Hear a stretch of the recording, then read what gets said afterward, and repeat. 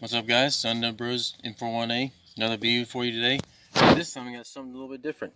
Today we're doing a review on a gun, not ammunition or knives or anything. We're going to do a pistol, and it's not the best pistol we could do a review on, but it's one we wanted to shoot today, so we thought we'd get it out and go ahead and videotape it for you. As you can tell, this is a Spanish gun, and it's called a Star, and I got it at the local gun store for $236. Pretty interesting box. It's got tape all over it. Has import things. It's a Star on there. It's 9mm parabellum. So let's see.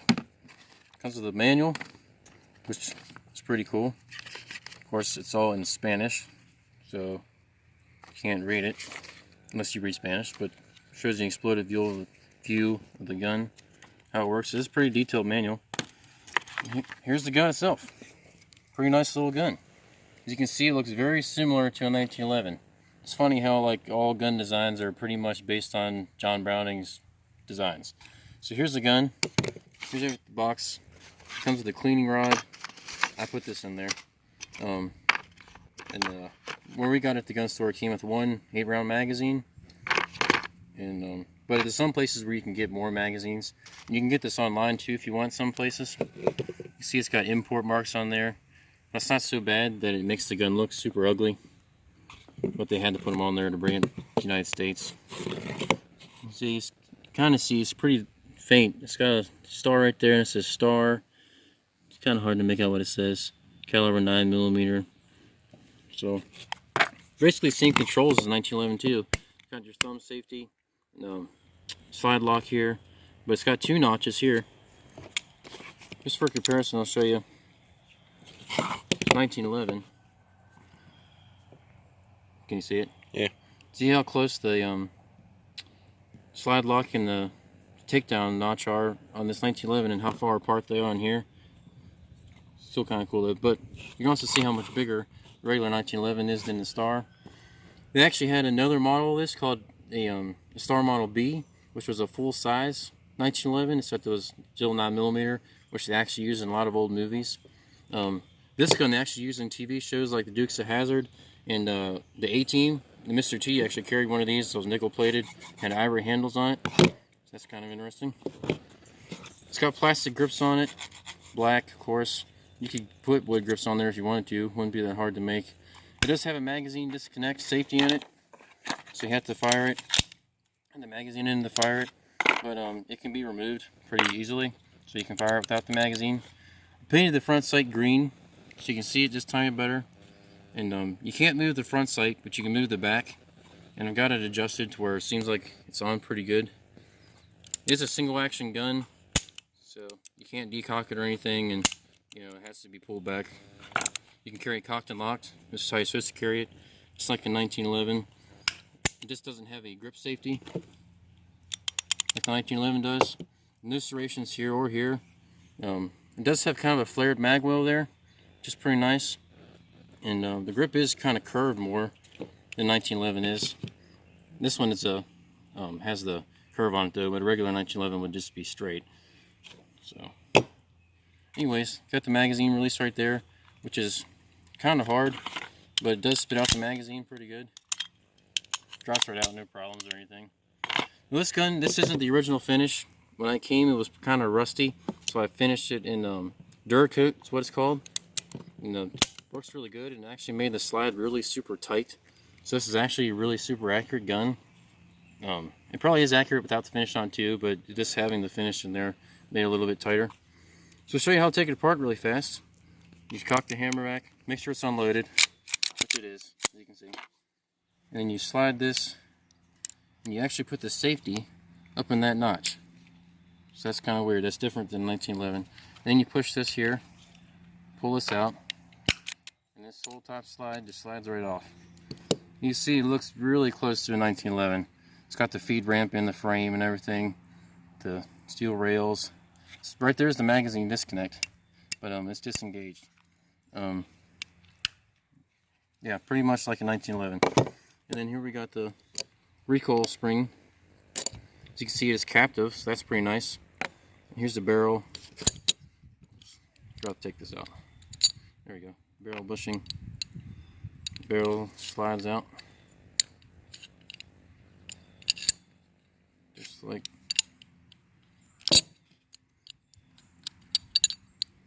I can do this. It's really easy, but I'm kind of like, there it goes. I was thinking 1911 where, yeah, whatever. Anyways, used to it. Doesn't matter. Same kind of barrel as 1911, except it only has one locking lug on it.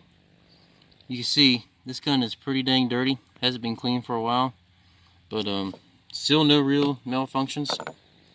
Looks like a 1911 inside there too. So let's put it back together really fast.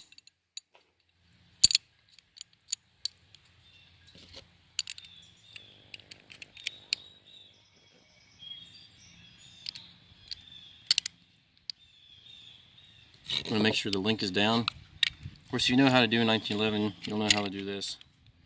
Whoops. Spoke too soon, I messed up.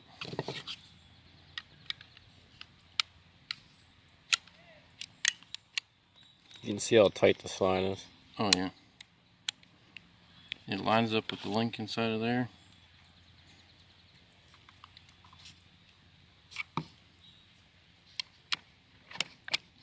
You slide this back. When you catch the link inside, slide that back, slide that up, and you're good to go. Sorry that took so long. It's kind of hard to do holding it out so you guys can see it, but there you go. There's the gun. It is a really nice, heavy gun. Obviously not as heavy as a 1911 is, but it's pretty cool. All steel. Could be a concealed carry handgun if you like that kind of 9mm caliber. So let's see how it shoots. So if you want a more mag capacity than 8 rounds, because it's not a lot of 9mm in a handgun this size, you can get a SIG P225 magazine, which I think this is what I think this is, and you grind this the link out a little bit here, and you grind this lip here a little bit, and it fits and locks inside this gun.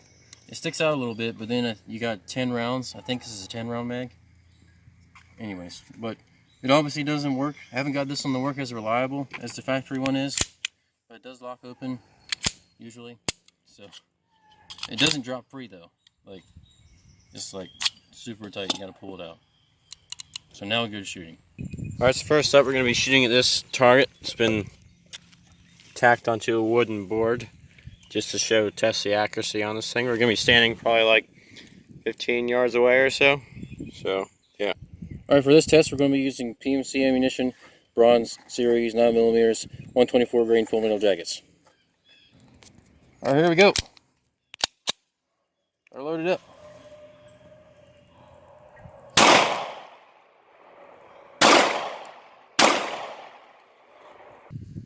Alright guys, there you go. That's pretty good. That's probably 3.5 inches wide, so that's about 15 yards away. That's pretty good though. Honestly, this second shot though, it went off before I thought it was going to. Kind of surprised me. Haven't shot this gun for a while, so it would have been closer, but that's pretty good accuracy for a gun that was made in 1972, I think. Alright, so next we're going to shoot these frozen balloons, water balloons. And we're just going to shoot a bunch of stuff. Oh, looks like they're leaking, so they're not frozen all the way.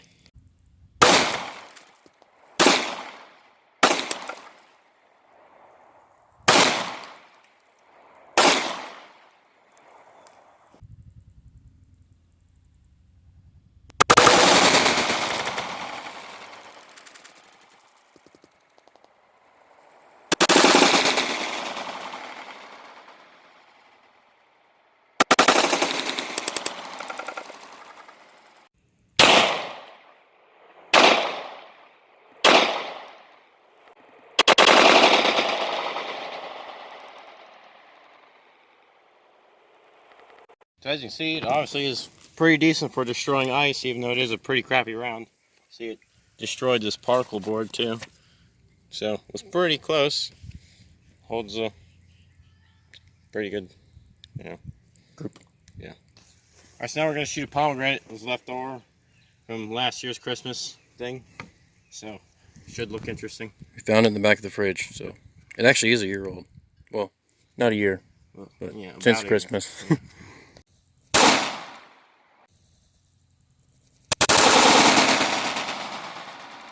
So there's what's left of the pomegranate. Did a pretty good job of demolishing it.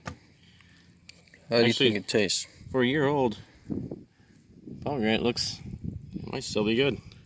Try it. Tastes a little bit weird, but probably edible. Hey, wait. Is that the bullet right there? I don't know. That's a 9mm. There's laying right there. Okay, so we might have found a bullet just now. Found a bullet. It was a 9mm. It's not warm, is it? No. Well, we know the bullet went in right here and came out. It looks like it came out right here. Right here. So that destroyed the stump. it might have hit right there. That's where we found it, right there. So that could be the bullet. Alright, next up on our gun range, we have this target set up, and we're going to shoot at it. We're going to put you in the tripod over there, a little bit behind the target. Hopefully the phone doesn't get hit by any ricochet. So, as you can see, we are very careful and keep a fire extinguisher handy at all times. yep, safety first.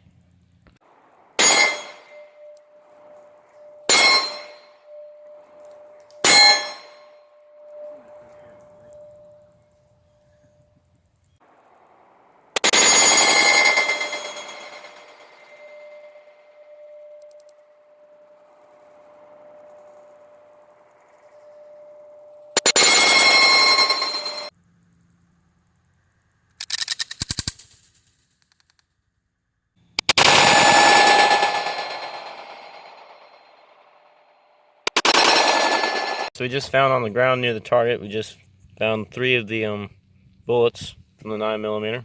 Just like the tips or something. Yeah, so you can see them beside a 45 that we shot earlier. Kind of embarrassing. Just so you know we're not lying, here's where the 9mm hit. Right here. Here's the little tiny bullet things we found. Right there you can see they fit right on there. So these are 9mm. Obviously it's not the whole thing, but that's all that's left after you hit this. This is all that's left after you hit it with the 45. So that'll end our review for today on the Star BM pistol. Hope you guys enjoyed it. If you did enjoy it, please leave a like, subscribe, let us know what you didn't like or what you did like. We will have some more gun videos coming on the way. We got all kinds of guns to do reviews on. We're just kind of stockpiling ammunition for this coronavirus zombie epidemic. So we're kind of trying to save our ammo a little bit. Anyways, leave a like, subscribe, and thanks for watching.